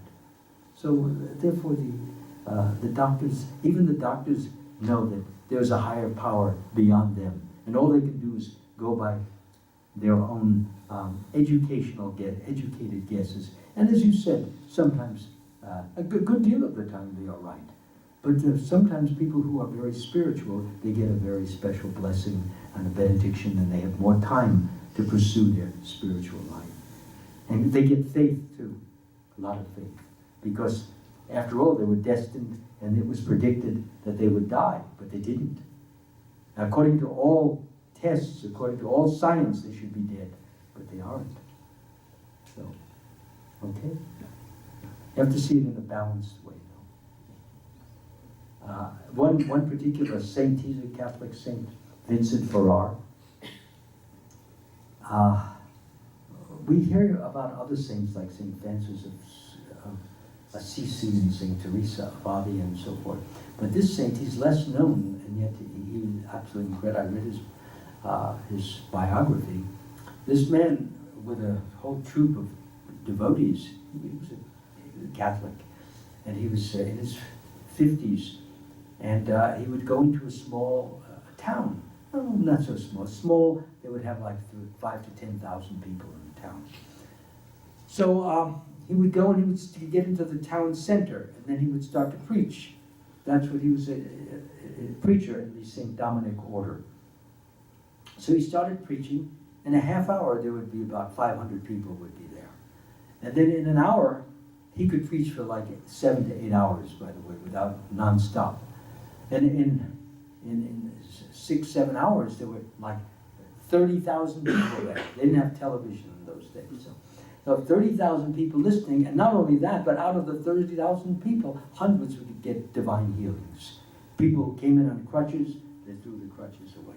People who were blind, they were seeing. People who were deaf, they could hear, so forth. These were all documented by medical doctors of those particular times. Absolutely amazing. And I'll tell you one other miracle that he would speak in his normal language, I believe was Spanish. That's how he preached in. Listen to this. But although he preached in Spanish, there were sometimes people who only spoke French in the audience there, or some who only spoke German. They heard it in their native language. This is, now nobody can do that but Krishna, because he knows everything. You see, they would hear it in their native language, and they understood the whole thing. This man was so blessed, he had so many gifts, and he was so humble. He just slept in the kings that were inviting him to come, to bless their palaces. He would just stay. He was like Prabhupada. He would just stay in small quarters, just live. He never considered himself the doer. He never thought, I'm making miracles. He never thought like that, nor did he even desire to do miracles.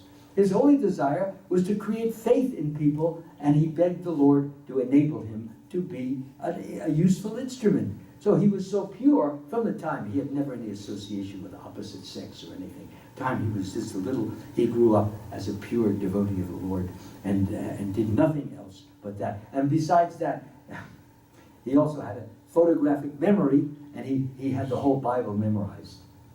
I mean, this is a man who was like an angel from the beginning. Like Prabhupada, he was an angel, Okay, so those good questions. Yes, Prabhu. I have one question too. This in Prahlad Maharaj says that all this householder life, the wife, children, they are disturbances in the emotional life. So should we still thank Krishna for this blessing? Oh, are you thinking of depositing him in the city dump? They are disturbed sometimes. I'll take care of him. You give him to me for a week anyway. I'll pass him around to all the other brahmacharis. And then we can count our blessings. Seriously. Seriously.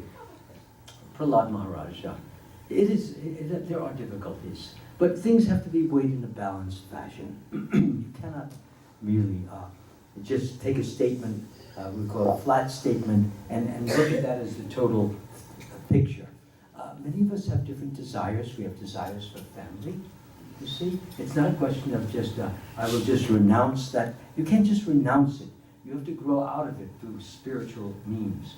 When you actually become so dependent upon only Krishna, then you can just leave. If your wife is very materialistic, like Srila Prabhupada's was, then he could leave her because he wanted to spend his life doing good by by distributing love of God everywhere. But if your wife is just as spiritual as you are, there's no need for such renunciation. Many husbands, in fact, Prabhupada mentions that, many husbands and wives, they serve Krishna together as a team, you see, and they raise children, but it is all done out of love for Krishna, you see. And so there was, in fact, Lord Chaitanya, when he was traveling, he was just coming from Vrindavan, and there was one Brahmin, he says, I don't want to live with my family anymore. I just want to live with you and follow you and just serve you. The Lord Chaitanya said, absolutely not. He was very firm on this. He said, you go back to your family and you serve Krishna in your family situation. You help your wife, you help your children, and don't try to imitate me. There's nothing wrong with that, what you're doing. Just try to remember Krishna. Krishna says, whatever you engage your mind always in thinking of me, become my devotee, offer obeisances, worship me. Thus completely absorbed in me, surely you will come to me. He makes that practice. And he tells Arjuna right on the battlefield of Kurukshetra, he says, therefore, Arjuna, you should always think of me in the form of Krishna, and at the same time perform your prescribed duty of fighting. With your activities dedicated to me, and your mind and intelligence fixed on me, you will come to me without a doubt. So, you see, you got your boy there, you think of Krishna. That's not your son, it's Krishna's son. He may call you daddy, but eventually he will renounce you and say, my real daddy is Krishna. And that will come by your mercy. Right now, if he's a God realized, he could renounce you now. But he's not doing that. He's not Prahlad Maharaj yet. Okay, does that answer your question? Yeah. So therefore, make the best use of your situation and get purified through the process of raising your children, but make sure that they know that their real father is Krishna, and your wife should know that his real mother is Radharani, or who comes from Krishna's body. And so that way they have a proper understanding, and that doesn't mean that they love you less, not at all. But because you taught them the truth, and they become detached from, slowly but surely, from all matter, and attached to all spirit, Krishna, then that is the greatest blessing you give them, and they can only love you more for that.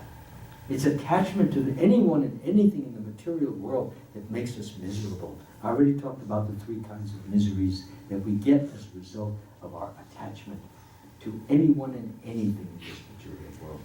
But if we love anything and everything for the sake of Krishna, we can never be attached to it because we love it for Krishna, not in and of itself.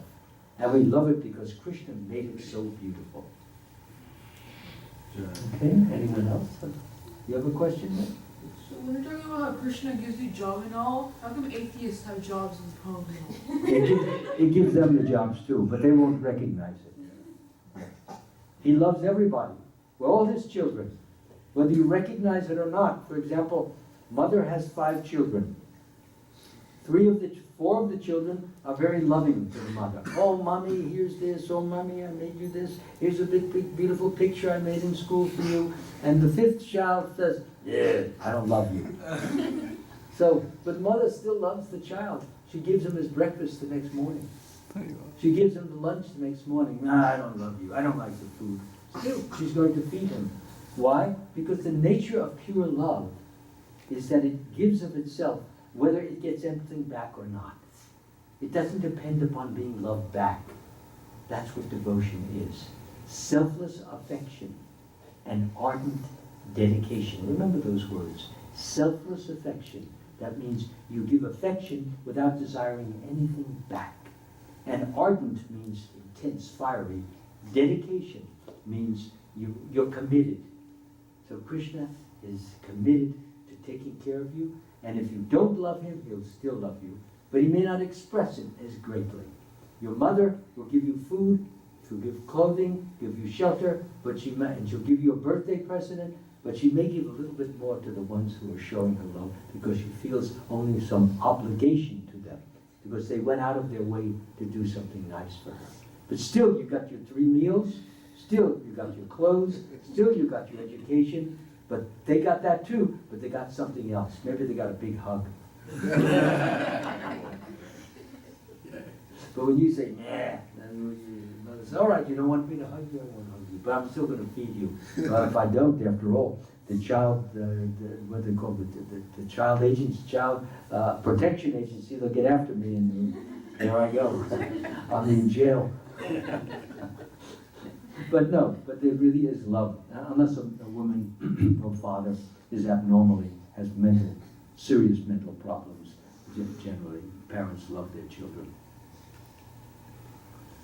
Yes, Mother, you sit back here. I had a very interesting experience while making prasadam today. I got visited by a strange dog. A what? A dog. Dog. Who came. Stray? Yeah, strange. I don't know, it just came from nowhere. Just Okay. came running to my door, Uh-huh. and I went, like that, almost like I was imitating Prabhupada. It went, hut, hut, yeah, exactly what I said, and when it left, a thought came into my head, could that have been Krishna testing my prasadam? I should have given something to the dog. So I went back, got yesterday's prasadam leftovers to bring to the dog, and he was gone by then. And he was gone, yeah. So what But is I had that strong, like, how you get disappointed? yeah. I had that Well, disappointment. that's good. That's a good thing, because there's nothing wrong that you have to, we don't have to dislike dogs. We just generally don't welcome them in our house because they have some dirty habits, that's all. But they have souls too. And they have things, especially you don't know a stray dog where he's going to urinate on your carpet or whatever, and then you have to spend $100 to get it cleaned up. And anyway, there are practical reasons. But Lord Chaitanya, I won't tell the whole story, but there was a dog that followed the party of Sivananda Singh when they were going down to Jagannath Puri, and Sivananda Singh was taking care of the dog. He was making sure it was getting fed. And since they were not in any house, the dog generally, of course, when they would go into a guest house, the dog would stay outside, could stay underneath the house. There were places where it could take shelter. So then somebody didn't feed the dog, and the dog was missing. So Sivananda Singh, he said to her, the dog is missing, where did he go? So they made a full search here, there, everywhere. Sorry. Couldn't find the dog. Sivananda Singh, he fasted, I think for 2 days. He wouldn't eat because he felt it was his responsibility. He should have looked after the dog himself. He put it in the trust of somebody else, and that the dog maybe didn't eat, and so he took the responsibility upon himself. Just see, he didn't care. He didn't eat. He was walking and walking and walking with everybody, going down to a but he punished himself because he felt responsible. It's not enough to say, I'm sorry, Lord, and then you do it again. Punishment means action, and then you don't do it again. It's anybody, I've seen so many people say, oh, I'm sorry. They tell me they did an offense to me. Oh, I'm sorry. And then they do it again 10 minutes later. When you do something, you fast, or you give up something that you know you love or you like, as a way of showing the Lord that you really are sorry, then you don't do it again then. It's a firm fact, I know that. So I didn't finish the story. So anyway, the dog, when Shivananda Singh and all the bhaktas, they came down to Jagannath Puri, there was Lord Chaitanya. He was sitting with the dog, and he was petting it, and he was giving it some scraps and things like that. And then, very shortly after, that dog, Lord Chaitanya sent him right back home, back to Godhead. Who knows who the dog was? Who knows who that dog was? I had an experience where some little cat, one little black cat, and she had a black cat, but had a tilak mark right here, white tilak mark. Looked like, thought maybe he's a devotee. Could be. So she came in, and let me tell you, this cat really knew how to get on my good side. First thing, she started rubbing her sides against my female too. So rubbing her sides against me. I said, okay. And then she rolled over and she wanted me to scratch her little belly there, like this. The cat's thing. And then I said, okay, you sit. And then I gave her a little cup of milk. And then, I said, well, let us stay overnight. And so she stayed overnight, and then I slept. I had it was sort of a bed, and she jumped up on the foot of the bed, and then slowly but surely, as the night was going on, the hours, she was crawling closer and closer. And before I knew it, I waked up, and her little her face was right next to my face. This is not a cat. This is a very, very shrewd lady. So I petted. You couldn't help it. So beautiful. And he said, "I'll tell you the whole story on it. You might as well. It's such a beautiful story." So anyway, so I was doing, in order to raise money to make the CDs that are on my table over there. I would do movie extra work. I worked in motion pictures years and years ago when I was 22, 23, 24. I was in that union. So I reopened my membership. So I would do that. And then what happened is that, of course, when I was on the movie sets, so I ate only vegetarian food, although other people ate different foods. So anyway, when I put her out, the cat, and then I came back, and immediately as soon as I came back, she was right there, came right to the door, scratching. I said, okay, all right. And I gave her some of the scraps that I got from they give you lunch free because when you go on location, they have an obligation to do that. So the next night she stayed with me, and she became more affectionate. She was just rubbing her face and meowing, and then I was sitting and trying to read the book, and then she jumped up on my lap, and she would kind of look up with those, those eyes, and I was reading, and she's kind of doing this, under her neck like this, like that, and then she was doing all of these kind of things, and then I began to think, wait a minute. This is not right. This cannot go on much longer. I said, this is another Bharat Maharaj story. I'm serious. I'm headed the same direction. So I said, this is your last night here, baby. So she stayed, and then the next morning,